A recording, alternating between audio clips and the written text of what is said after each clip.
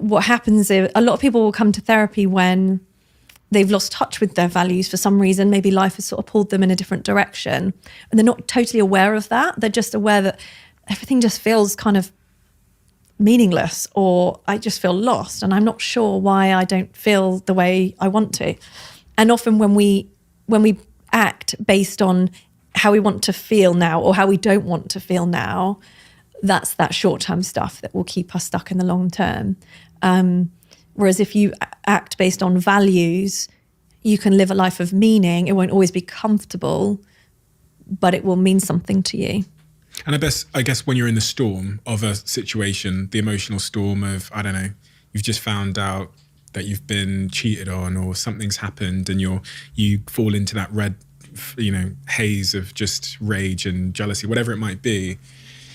The question, I guess, from what you said, we should be asking ourselves is like, what are my values, and how do I behave in line with my deeply held values in this situation, irrespective of the fact emotion is telling me to go and run over that person with my car? Yeah, absolutely. Emotions get such a bad rap, don't they? Because they kind of, we talk about things like jealousy, and people say, I just could never get jealous because it's an awful emotion or something like that. And actually, the emotion isn't the thing to judge. The emotion is information.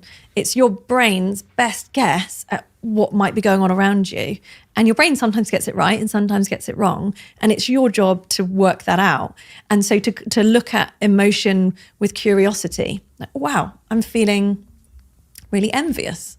What's that about? How can I work around this and work that out? And how do I want to then respond to that? If I look back on this really difficult moment in a year's time and I feel proud of how I dealt with it, how would I need to deal with it to feel that way? Not easy to do in the moment, because these moments happen quite quickly sometimes. And that's okay to make mistakes and then move on. That's probably a different subject. But the emotions get judged. But if we can look at emotions with curiosity instead, which is a lot of what happens in therapy actually, is being able to notice whatever's in the room, sitting with it, looking at it with curiosity rather than judgment.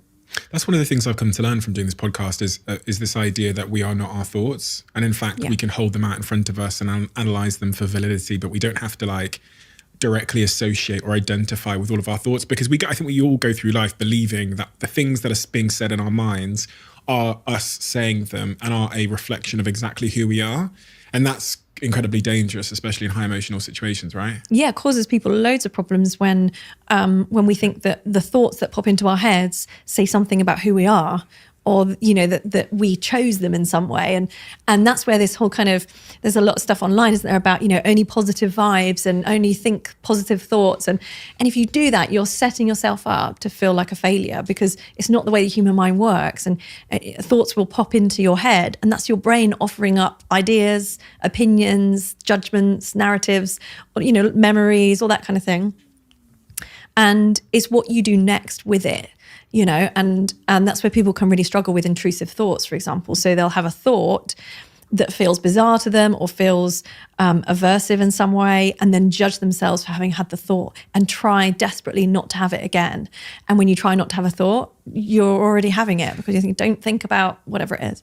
And so, you're just setting yourself up to fail if you're trying to control what thoughts come into your head. But if you allow them all to be there, and then you choose consciously what to do with them next, or how much time to spend with each one, then it's closer to winning.